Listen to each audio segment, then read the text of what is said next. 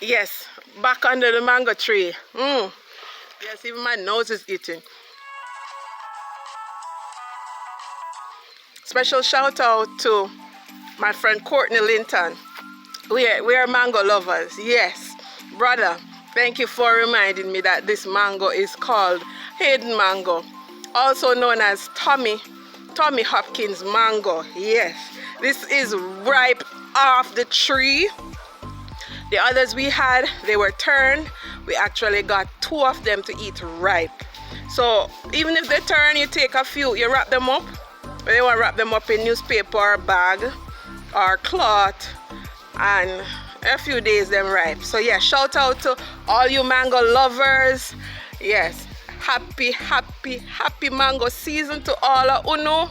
Yes, all of we. Happy mango season to all of us.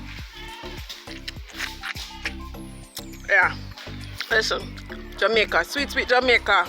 I tell you, we love it. Sweet Jamaica. And all of you who don't eat mango, I don't eat mangoes, we feel it for now, alright? We feel it for now. Oh yeah, we love the mangoes. Whether common or uncommon, we love mango. Alright, so have an awesome week. And yes, happy Monday to you all.